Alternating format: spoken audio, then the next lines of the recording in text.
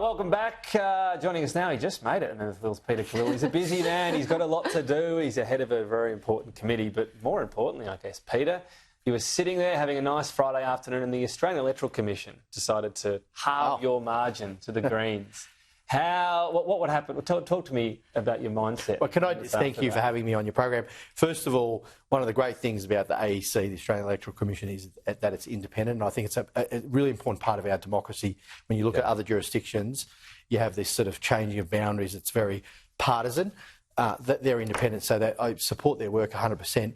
But yes, there were some significant changes to the draft boundaries, and of course we'll make an argument and a submission around some of those. I think some of the suburbs that were part of my community for decades, part of the electorate, have been cut in half, and there was a natural boundary there that's been changed. So I think that's a bit odd, but we'll make some arguments around the communities of interest and keeping those suburbs together.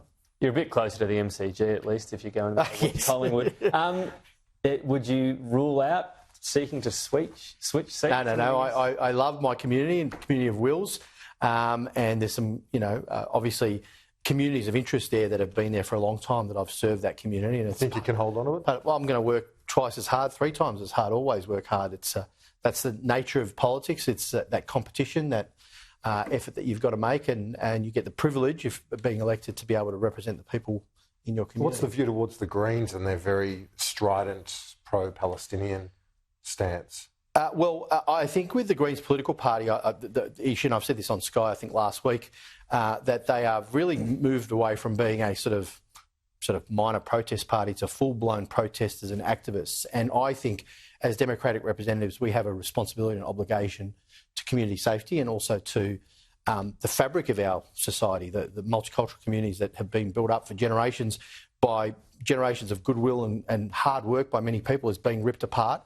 And I think that I think on your program, Tom, last week, they are lighting the match, the Greens, and throwing it into the bush and fanning the flames of that wildfire. It's irresponsible. And for me, it looks like it's for short-term political gain. This is beyond politics. We have a responsibility and obligation to our society and to our community. People can argue about our foreign policy, and we do in the media. You can criticise it and so on. But what I'm seeing happening there with the violence that's coming into the protests, the violent rhetoric, but also the kind of intimidation and the harassment, and the Greens MPs being at these rallies, I think that's delinquent to their responsibility. Andrew Giles has had a shocker, hasn't he, with this drones business? Sorry, is that a question or a comment? Well, it's a question. I mean, hasn't he? I'm not going to comment on that. I think the point is Minister Giles has actually cancelled 30 visas of non-citizens who've got serious criminal history, as he should, because they were serious cases.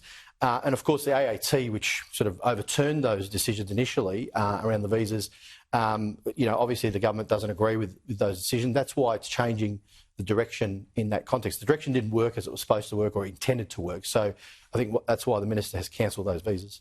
How concerned are you, just on this issue of the Greens and foreign policy, that if there is a hung parliament after the next election, that they'll be having more of a say on important foreign policy issues? Hypothetical there, yes. Olivia. Hypothetical. You know the old answer.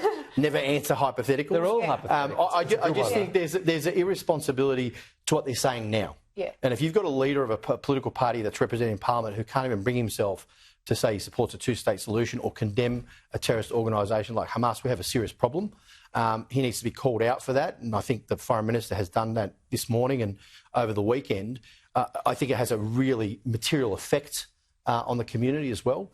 And they should be trying to unite people rather than using their rhetoric for division and discord. And it's taken a while. Sorry, Liv, you go. Oh, I was just going to ask as well about... Well, actually, I'll go after you because I've got a separate question. The Shangri-La dialogue. Yeah, cool. Well, I was just going to say on the Greens, it's taken a while for you to get to that point, because the day after October 7, Marine Faruqi was saying we shouldn't have the Israeli colours on the parliament. That's well before any retaliation or...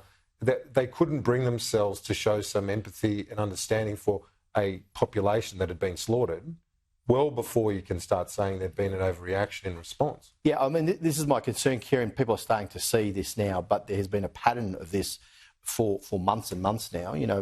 Greens MPs attending the party conference, addressing the protesters who then violently stormed the conference itself, beat up on a security guard, harassed delegates walking in, attending campus protests. One of the Greens MPs attended a campus protest at Melbourne and asked the students to become more radical. And of course, a week later, they occupied the Arts Building, and then now they're putting up posts of, that they unconditionally support Hamas. So what I'm saying about the Greens is they have a responsibility. They have a clear responsibility because what they say and do actually matters. It has an impact on our community and on our society. And I think they are not meeting their responsibilities as elected representatives.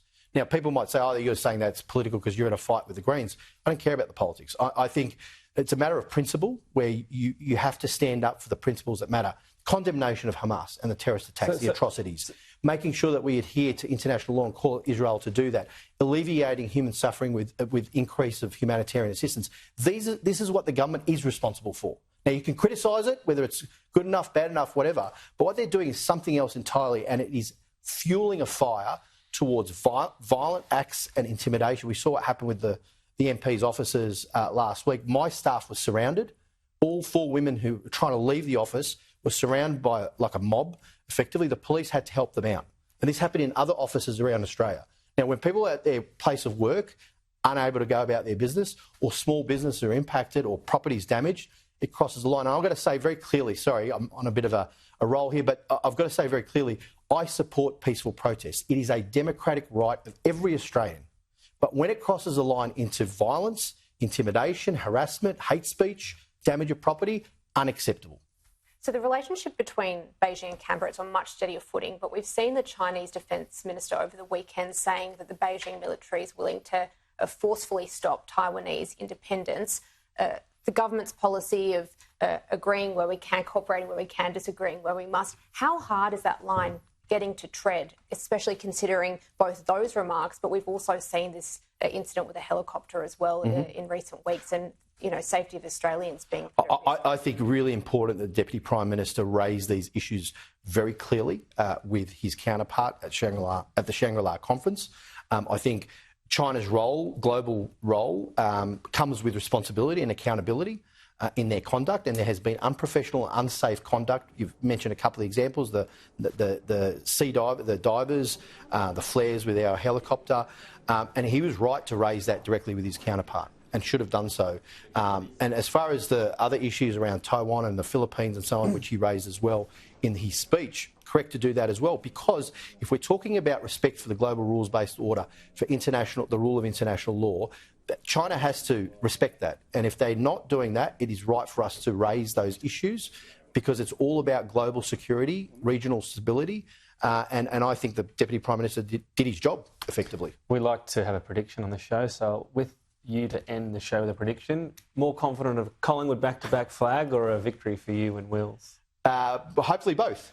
Hopefully both. Which one? Yeah, what do you mean? Which one would I take? Do I have to choose? Yeah, well, I'm going for both, Tom. And you should just worry about Brisbane, mate, because they're not looking good at the moment. No need to worry this year because we are cooked. Thank you for that. I think Go Pies. Peter Khalil, thank you. Now I'm reliving the grand final.